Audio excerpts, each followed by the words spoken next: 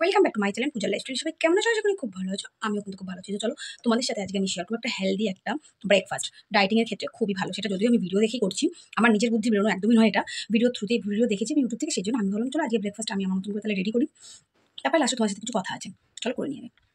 তোমাদের সাথে এই রেসিপিটা শেয়ার করছি, সেটা হচ্ছে দেখো ডিম দিয়ে একটু নুন দিয়ে নিলাম, দিয়ে একটু এটা গুটে নিচ্ছি। আর এখানে পেঁয়াজ কুচি নিয়েছি, এখানে পাউরুটি আছে, এখানে চিলি ফ্লেক্স আছে, এখানে বাটার আছে, আর ডিমটা যে নিয়ে নিলাম, আর এর সাথে নুন নিয়েছি। এখানে কোনো রকম তেল আমি ইউজ করবো না, এটা খুবই একটা হেলদি ব্রেকফাস্ট বলতে পারো। তো চলো এটা কীভাবে করছি তোমাদের সাথে আমি শেয়ার করি। আর এইখানে কিন্তু আমি চাটু বসিয়ে দিই, চলো গ্যাসটা ধরিয়ে নিই। হয়ে গেছে, গ্যাসটা একটু আগে গরম হোক। আর এখানে আমি পাউরুটিগুলোকে হালকাভাবে একটু সেঁকে নেবো, আগে জাস্ট একটু গরম করবো, আর কিছুই না। হ্যাঁ, জাস্ট এভাবে গরম করে নেবো। চাটু কিন্তু পুরো গরম হয়ে গেছে। এবার আমি এর মধ্যে দিয়ে দেবো প্লাস বাটার,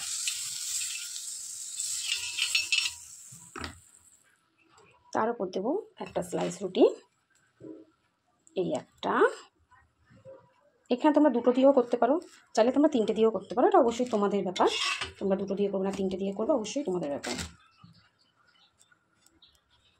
হলো, এবার একটা ছোটো গ্লাস নিয়ে মাঝখানটা এইভাবে চেপে দেবে।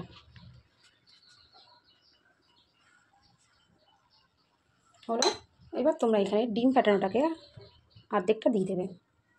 হয়ে গেল। এবার এর মধ্যে ওপর থেকে দিয়ে দেবে পেঁয়াজ কুচি, আর দেবে চিলি ফ্লেক্স, যে যেরকম ঝাল খাবে সেই পরিমাণেই দেবে। হলো, এবার এটাকে হালকা আঁচে স্টিম হতে দাও। ভেতরের ডিমটা কিন্তু হাফ বয়েল থাকবে, মোটেই পুরো ভাজা হবে না।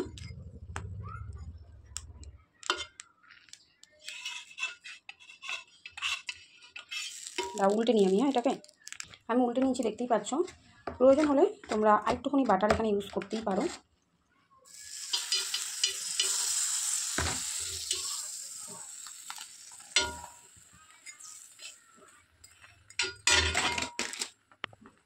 দেখতেই পাচ্ছ, জাস্ট এইভাবে করে নেবে, খেতে খুবই ভালো লাগবে। কোনো রকম রিফাইন ইয়া সর্ষের তেল, কোনো রকম তেল ইউজ করবে না। এইভাবে জাস্ট এটাকে বানিয়ে নেবে। দেখো হয়ে গেছে আমার এই হেলদি টেস্টি একটা ব্রেকফাস্ট। সেকেন্ডটাও আমি এইভাবেই করে নেবো। আবার বাটার দেবো, একটা রুটি, দুটো রুটি দিয়ে দিলাম, আবার এইভাবে কেটে নিলাম। তোমরা যে কটা করতে চাও তোমরা সেম প্রসেসে এইভাবে করো, কোনো হাতি ঘোড়া কিচ্ছু নেই এটার মধ্যে। তোমরা এইভাবে করতে পারো, ভীষণ ভালো লাগবে। হয়ে গেছে আমার ব্রেকফাস্ট রেডি। এই যে দেখতেই পাচ্ছ, তোমার তো পুরো ব্লগটা আমি শেয়ার করলাম। কেমন লাগলো অবশ্যই বলে দেখো। আর ভেতর ডিমটা কিন্তু হাফ বয়েল টাইপ আছে, পুরো ভাজা হয়নি। তো কেমন লাগলো আমার এই হেলদি ব্রেকফাস্টের, অবশ্যই তোমরা কমেন্টে কিন্তু জানিও আমাকে।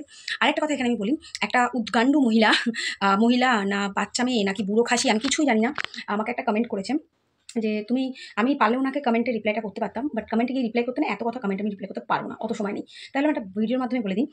একজন আমাকে কমেন্টে জানিয়েছে যে তুমি গোলুকে ক্যামেরাতে দেখাও, তোমার ছেলেকে কেন দেখাও না, তোমার ছেলে কালো বলে।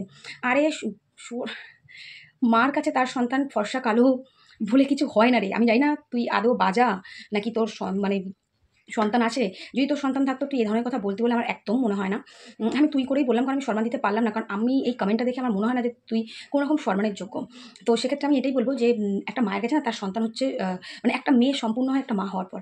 আর সেই সন্তান যে একটা মায়ের কাছে কতটা গুরুত্বপূর্ণ, সব মায়েরা হয়তো জানে না, যেমন তোদের মতো মায়েরা হয়তো জানে না, কিন্তু আমাদের মতো মায়েরা জানে একটা সন্তানের মূল্য কি আমাদের কাছে।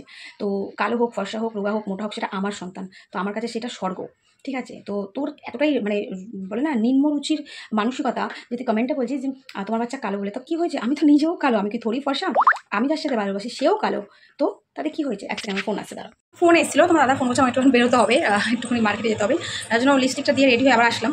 এবার রেডি হয়ে বেরোবো। তো আমি বললাম বেরোনোর আগে তোমাদেরকে কথাটা বলে আমি ব্লগটা শেষ করে দিই বেরোই, কারণ তোমরা আমার ভিডিওর জন্য অপেক্ষা করবে, দিদি ভাই ভিডিও ছাড়বে। তো আমার ভালোবাসা মানুষের জন্য তো আমাকে একটু হলেও আসতে হবে, তাই আসা। তো তাই আমি এইটুকুনি বলছি যে মহিলা তুমি মানে কি, তুমি আমি জানি না তুমি মানুষ না মানুষের রক্ত তোমার শরীরে আছে, আমি সত্যি জানি না। মানে তুমি একটা মানুষ হয়ে বা একটা মেয়ে হয়ে কী ধরনের এইভাবে কমেন্ট করতে পারো যে ছেলে কালো বলে কি তুমি দেখাচ্ছ না? আমার ছেলেকে আমি দেখাই না, আমি জানি না তুমি আমার ভিডিও কতদিন ধরে দেখো। আর তুমি আমার ছেলেকে দেখাই না, তুমি সেটা দেখতে পাও, তুমি এটা দেখতে পাও না যে আমি আমার ফ্যামিলির কাউকেই ভিডিওতে দেখাই না, কারণ আমরা ব্যক্তিগতভাবে পছন্দ করি না। যে আমাদের পরিবার, আমাদের ছেলে মেয়ে কেউ আমরা ভিডিওতে দেখাই, আমরা এটা ব্যক্তিগতভাবে আমরা চাই না। হ্যাঁ, যদি কখনো মনে হয় যে হ্যাঁ চলো আমি তোমাদের সাথে দেখাবো, অবশ্যই ওপেন ক্যামেরা করবো, কিন্তু আমার মনে হয় এখনও অবধি আমার মনে না, কারণ ইউটিউবটাতে এসে ইউটিউবে এই জার্নিতে বলা তাহলে এখনও আছো কেন? এখানটা অনেক খারাপ একটা জায়গা, ঠিক আছে, অনেক খারাপ জায়গা, একটা সোশ্যাল প্ল্যাটফর্ম, এখানে অনেক মানে ভালো জিনিসও হয়, অনেক খারাপ জিনিসও চলে। তো তার জন্য আমি আমার সন্তানকে, আর শুধু ইউটিউব থেকে না, আমি আমার সন্তানকে ফোন থেকে প্রচুর দূরে রাখি, প্রচুরভাবে আমি ওকে দূরে রাখি। কারণ আমার মনে হয় এখনই ওকে ফোনের বিষয়ে কিছুটা ঢোকানো উচিত বলে আমি মনে করি না। এখন ওর সময় পড়াশোনা করার, ও পড়াশোনা করুক, নিজের কেরিয়ারে ফোকাস করুক, আমি এটাই মনে করি। ফোন তো বড় হলে নিজের ফোন নিজে তখন নিজের মতন, তখন থোড়ি আমার কথা শুনবে। কিন্তু এখন যতক্ষণ সম্ভব বাচ্চাকে ফোনের থেকে দূরে রাখা সম্ভব আমি দূরে রাখি। তো সেটা আমার ভিডিওতে হোক বা যে কারণেই হোক। হ্যাঁ, আর এটা কখনো নয় যে ভিডিওতে দেখালে পরে বাচ্চার সাথে শো অফ করলেই তোমরা বুঝবে আমি আমার সন্তানকে ভালোবাসি না অথবা বাসি না। বাবা মা আমি কী করবো একদমই ব্যক্তিগত ব্যাপার আমার। আমি আমার সন্তানের মুখে এখানে দেখাবো কি দেখাবো না, বা আমার ফ্যামিলির সবার মুখে এখানে দেখাবো কি দেখাবো না, একদম আমার পার্সোনাল ব্যাপার। তো সেই জায়গা থেকে আমি এটাই বলছি, হ্যাঁ আজ দেখাচ্ছি না, আজ প্রায় 3 বছর হয়ে গেল আমি ইউটিউবে আসি, আমি বা মানে আমার হাজব্যান্ড, আমরা দুজন মিলে এই ইউটিউবে আসছি 3 বছর ধরে। আমরা আমাদের ফ্যামিলি বা আমার বাচ্চা কাচ্চা কারোর মুখ আমরা কখনো দেখাই না। হ্যাঁ, যদি কাল গিয়ে মনে হয় যে হ্যাঁ চলো এবার দেখাবো, তখন অবশ্যই দেখাবো, কেন দেখাবো না? কিন্তু তার মানে এটা কখনো নয় যে বাচ্চা কালো বলে বা কী নোংরা মানসিকতা। মানে আমি শুধু ভাবি তোমাদের মানসিকতাটা কতটা নোংরা হতে পারলে কেউ এরকম ধরনের একটা কমেন্ট ভাবতে পারে, তার মাথায় আসতে পারে। আমি তো অবাক হয়ে গেছি কমেন্টটা দেখে। আর সবথেকে বলার পর আমি কমেন্টটা অ্যাপ্রুভ করেছি, অ্যাপ্রুভ করার পর কমেন্টটাকে খুঁজে পাচ্ছি না, আমি কমেন্টে দুটো কথা বলে আসতাম। আমি জানি না সে আমার ভিডিওটা আদৌ দেখবে কি দেখবে না। তো আমি দেখাতে মানে আমি কমেন্টটা খুঁজে পেলাম না, নাহলে আমি ওনাকে কমেন্টে একটা কথাই বলতাম যে আজকে ভিডিওটা আমি তোমার জন্য করছি, একবার দেখো। আমি কমেন্টটা খুঁজে পেলাম না, অ্যাপ্রুভ করেছি তারপরেও খুঁজে পেলাম না। তো যাই হোক, এরকম নিম্নরুচির মানসিকতা নিয়ে মানে তোমরা এখনো বেঁচে আছো কী করে আমি তাই ভাবি। আর আমি মা হয়ে আমি একটা কথাই আমি মনে করি, আমার সন্তান আমার কাছে স্বর্গ। আমার মনে হয় পৃথিবীতে প্রকৃত মা যারা, তাদের প্রত্যেকের কাছে তাদের সন্তান স্বর্গ। দেখো, যারা চিনাল বজ্জাত হয় সেগুলোর ব্যাপার একদমই আলাদা, তারা নিজের সুখের জন্য নিজের সন্তানকে ফেলে দিয়ে চলে যায় অন্য ব্যাটার কাছে, সেটা একদম আলাদা ইস্যু, ঠিক আছে। মানে তারা মার উপরে ডাইনি হয়। কারণ যে মা, দেখো আমিও একটা মা, 10 মাস আমি আমার পেটে বাচ্চাটাকে ধরে রেখেছি। যে মা তার সন্তান ফেলে যাচ্ছে সেও কিন্তু 10টা মাস তার পেটে বাচ্চাটাকে ধরেই রেখেছিল। কিন্তু তারা হচ্ছে ডাইনি প্রকৃতির মা, তাই ফেলে রেখে চলে যেতে পারে। কিন্তু আমি তো ডাইনি প্রকৃতির হতে পারিনি, তাই আমার বাচ্চাকে নিয়ে কেউ একটা সিঙ্গেল শব্দ বলবে আমি সেটা একদমই পছন্দ করি না। তো আমি তার জন্য আমার ছেলেকে আমি ক্যামেরাতে আনি না। যদি কোনো দিন আমার মনে হয় ভবিষ্যতে গিয়ে যে আমি আমার ফ্যামিলিকে আমি ক্যামেরাতে দেখাবো, অবশ্যই দেখাবো। কিন্তু আমার এখনও অবধি সেটা মনে হয় না যে আমার দেখানোর দরকার আছে। আর আমি আমার বাচ্চাকে আবারও বলে দিচ্ছি, আমি ফোন থেকে অনেক দূরে রাখি। মানে এখন যেসব অনেক বাচ্চারা এখন প্রচণ্ড ফোন অ্যাডিক্টেড, মানে প্রচণ্ডভাবে ফোন দেখতে ব্যস্ত থাকে, সেই জায়গা থেকে আমি আমার ছেলেকে ফোনের থেকে অনেক দূরে রাখি। আমরা আমাদের বাচ্চাদেরকে ফোনটা এখনও অবধি দিই না, যখন প্রয়োজন পড়বে অবশ্যই দেবো, 100 বার দেবো। কিন্তু সত্য তো 9-10 বছর সবে হলো, এখনই ফোন দেওয়ার তো কোনো মানে হয় না বলো। তাই জন্য এখনই চাইছি না। তো আশা করি তোমার উত্তর আমি দিতে পেরেছি। এখানে শুধু আমি আমার ছেলে নয়, আমি সবারই, মানে কারোকেই, আমার বাবা মা শ্বশুর শাশুড়ি ছেলে মেয়ে, আমি কারোকেই এখানে ক্যামেরায় ফেস দেখাই না। যেদিন মনে হবে সেদিন অবশ্যই দেখাবো। আর রইল গিয়ে কালোর কথা, একটা কথা এখানে মানে বড়রা বলে যে সোনার আংটি ব্যাকা হলেও কিন্তু সেটা সোনারই হয়। তো সেটা আমার ছেলে, কালো হোক ফর্সা হোক, ছেলে দিকে যাবে, আপনি কোনো অসুবিধা নেই। এটা মানে বড়দের কথার ব্যক্তিতে একটা কথা বললাম। কিন্তু আমার মনে হয় সন্তানই হয় মায়ের কাছে, সেটা তার কোনো বিকল্প হয় না, ঠিক আছে। একটা সন্তান ছাড়া একটা মা, একটা মেয়ে কোনোদিন সম্পূর্ণই হতে পারে না, ঠিক আছে। বা একটা বাবা, মানে একটা ছেলে বাবা হয় সন্তানের জন্য, একটা ছেলেও সম্পূর্ণ হয় তার সন্তানের মুখ দেখে, আর একটা মেয়েও সম্পূর্ণ হয় তার সন্তানের মুখ দেখে। আমরা ছেলে মেয়ে থেকে বাবা মাকে পরিণত হই শুধু একটা সন্তানের জন্য। তো সেখানে এত নিম্নরুচি, মানে 2025-এ দাঁড়িয়েও মানে তোমাদের এত নিম্নরুচি হতে পারে, সিরিয়াসলি আমি ইউটিউবে না আসলে হয়তো জানতে পারতাম না। তোমাদের মতন মানুষ কমেন্ট না করলে আমি সত্যি হয়তো জানতে পারতাম না। তো যাই হোক, খুব ভালো লাগলো মানে তোমাকে রিপ্লাইটা দিতে পেরে। আমি জানি না তুমি আমার ভিডিওটা দেখবে কি দেখবে না, মানে তুই বলছিলাম আমার নিজেরই লাগছে যে কি তুই বলছি। তো যাই হোক, আমাকে কমেন্টটা করেছো কোনো মাকে এই ধরনের কমেন্ট করো না, যদি নিজে মা হয়ে থাকো। আর যদি নিজে মা নাও হয়ে থাকো, ভবিষ্যতে তুমিও মা হবে, তো যদি মেয়ে হয়ে থাকো তো এই ধরনের কমেন্টগুলো করার আগে অবশ্যই 10 বার চিন্তা করে মানুষকে কমেন্ট পাস করবে।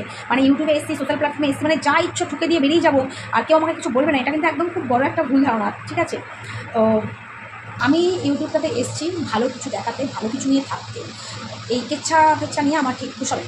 যাই হোক, চলো, আশা করি তোমাদের কথা বলতে পারলাম, আমার যেটুকু যা বলার ছিল আমি বলে বোঝাতে পারলাম। চলো, টাটা, সবাই ভালো থেকো, সুস্থ থেকো। আর রোজ মতন যেরকম লাইভে আসি 4:30 দিকে লাইভে আসবে। টাটা।